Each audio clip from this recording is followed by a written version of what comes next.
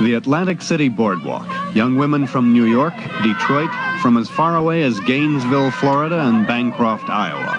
All members of the women's liberation movement. And what are they liberating themselves from? Brassieres and high heels. Female appurtenances that they think mark them as women who accept an ideal of femininity dictated by men. An ideal that somehow makes them slaves. And now many of the women who took part in that demonstration a year and a half ago have become radical feminists. Now they not only reject the casual trappings of what they see as their oppression by men, they want to transform the whole relationship between men and women. It's so creative, making cookies for your spouse, it's so creative, pushing mops around the house, I consider it a pleasure. A feminist repertory theater in New York City, a kind of political cabaret designed to show women the reality of their condition. It's so creative, making cookies, cookies, cookies, cookies, cookies. It's my natural habitat.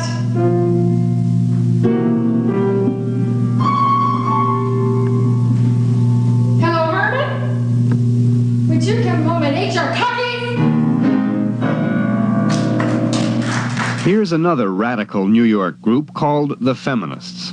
They're small in number, 50 or so young women within the overall women's rights movement that numbers perhaps 5,000 across the country. But the feminists are radical to the point where most of them exclude any relationship with a man. And this small segment of the movement insists that exclusion is justified. They talked with CBS News correspondent Panchita Pierce. And men are the oppressors, they're powerful. Women are subordinate, powerless, and this is throughout the world. Now, women are property that are exchanged among these men. They marry certain women. But this is where, power comes into it. I mean, upper-class men oppress both men, and they oppress women. Every man oppresses women. I mean, they have the chance to oppress the women they marry, their daughters. Looking kind of beyond that, then it would suggest that you would want a complete change in society. Definitely. Class change. Definitely. Mm-hmm. And when you get right down to it, these radicals say, that class change means that the institution of marriage must go, if only because it seems to be going anyway. I think marriage and the family are doing a great job destroying themselves, so feminism doesn't have much of a job to do. What will take the place? I don't think anything will replace it except sisterhood among women, that there'll be a great alliance. Women will discover each other as human beings. Will they turn to women instead of men then? As friends, as sisters, as rebels, as fighters in a revolution that which they all share. Yes. But if they want more, just answering to their nature as a woman, if they want love. Well, there's nothing to say that the nature of woman, the true nature of woman, needs love any more than any other. We don't know what love is. It's just a phony word. It has no real definition. I think that whole concept has to be thrown out and redefined. It won't be redefined until after the revolution. If you had equality between men and women, you couldn't have marriage. Just like people say, well, couldn't we get rid of the bad things about marriage? Couldn't you have gotten rid of the bad things about slavery and still have slavery? No, I mean, it sounds crazy. What would you substitute? Let's say... What do you substitute for cancer? It's not the same. Well, I think it is. What do you substitute for slavery? People tend to want to live without cancer. I'm not sure that all women would want to live without marriage. Even the moderates within the women's rights movement say that the revolution must certainly include the liberalization of abortion laws written by men. Laws that keep women in bondage with children they don't want. To drive this point home, the feminist repertory theater turns the tables. A male character is made pregnant, so he can feel what it's like, and women doctors decide his fate. Maintain the pregnancy?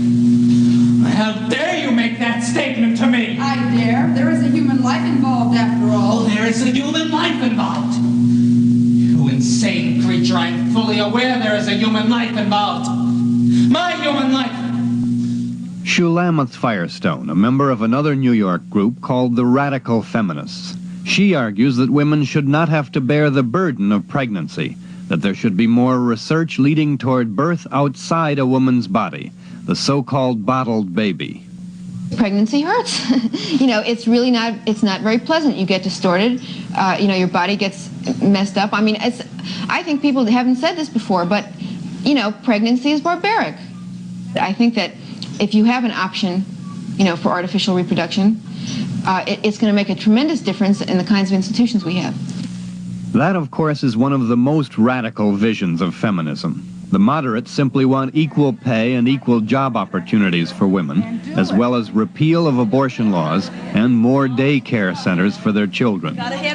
So far, the women's rights movement has had one fundamental problem.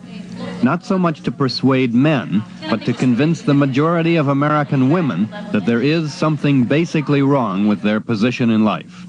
In any case, moderates and radicals alike insist that the battle has only begun, and that the 1970s will see that battle won, with or without the help of men. There'll be men upon their knees to us and begging for their lives, and some will spare and some will not, for justice is our knife.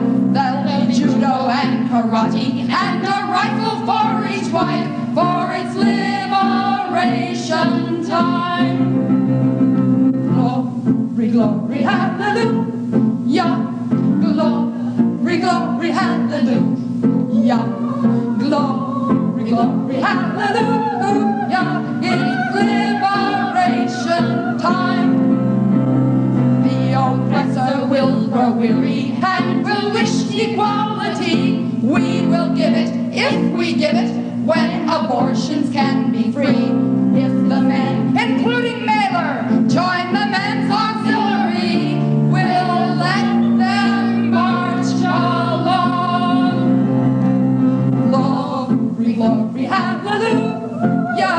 Glory, glory, hallelujah. Glory, glory, hallelujah.